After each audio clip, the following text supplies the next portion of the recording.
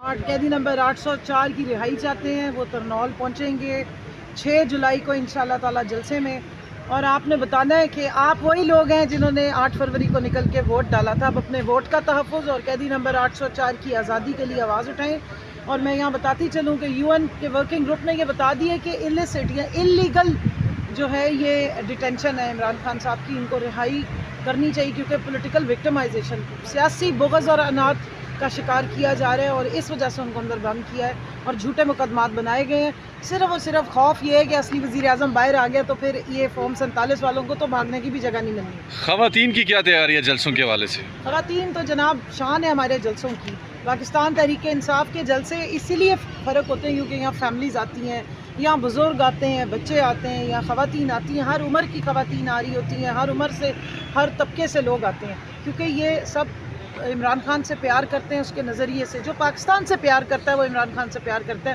ان کو یہ بات سمجھ آ گئی ہے کہ پاکستان کا ایک واحد لیڈر ہے جو اس ملک کے لیے کھڑا ہوا ہے، نہ اس کے اپنے کوئی معاملات ہیں، نہ اس کو کسی چیز سے کوئی اور رغبت ہے. اس نے اپنی پوری زندگی اس ملک کے لیے وقف کر دی ہے. آپ دیکھ لیں الحمدللہ ایمان اور پاکستان کی محبت ہے کہ وہ آج 8/6 کے جو ڈیتھ سیل میں بھی ان کو بند کیا گیا ہے تو وہاں سے بھی وہ آتے ہیں تو کوئی گلہ نہیں کرتے، وہ پاکستان کی صرف فکر کرتے ہیں. میڈم یہ بتائیے گا کہ کشمیر کے حوالے سے جلسہ کرنے جا رہی ہے اسلام آباد پنڈی کے جو ایریا ہے اس میں جلسہ ہو رہا ہے، بہت لمبے عرصے بعد، کتنی ایکسائٹیڈ ہیں جلسے کو لے کے؟ ہم تو لمبے عرصے بعد جلسہ نہیں کرنے جا رہے ہیں، وہ جلسہ جو ہونے دے رہے ہیں وہ لمبے عرصے بعد ہونے دے رہے ہیں. ہم تو ہر مہینے بعد جا کے اجازتیں مانگ رہے تھے. تیاری ان سے پوچھ لیں کتنی. ہماری تو ایکسائٹمنٹ نہ کبھی ختم ہوئی ہے نہ ہوگی.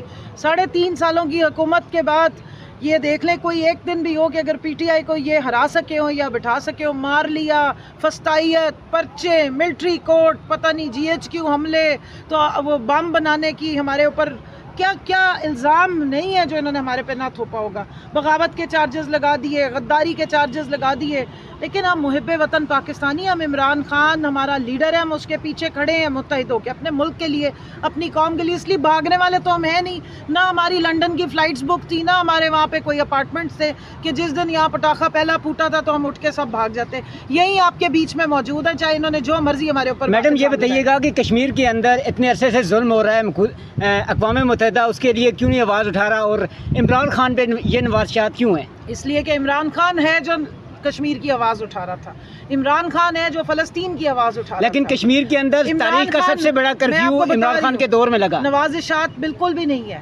یہ پورا کا پورا کیس بنا کے وہاں پیش کیا گیا ہے. یہ نوازشات آپ کے اوورسیز پاکستانیز کی ہیں جنہوں نے وہاں آواز اٹھائی ہے، جنہوں نے وہاں پر یہ پوری مہم چلائی ہے. آپ کے سلام ہے ہمارے اوورسیز پاکستانیز کا کہ یہاں جب ہم لوگ ایک بندہ باہر نہیں نکل سکتے تھے، ہمیں یہاں سب کو اپنی جانیں بچا کے، عزتیں بچا کے، خان صاحب کے حکم پہ ہم انڈر گراؤنڈ تھے، چھپے ہوئے تھے اور ہمیں سمجھ ہی نہیں آتی تھی کہ اس اندھیری ٹنل سے ہم کب باہر آئیں گے.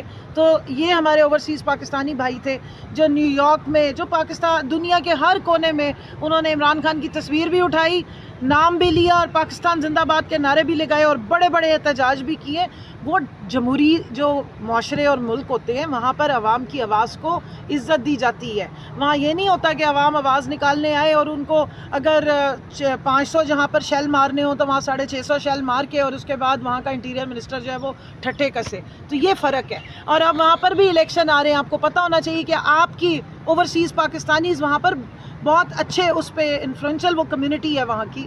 تو ظاہر ہے وہاں پہ جنہوں نے ووٹ لینا ہوتا ہے وہ بات سنتے ہیں، اسی لیے یہ سارے معاملات اب تیزی سے ہونا شروع ہو گئے ہیں.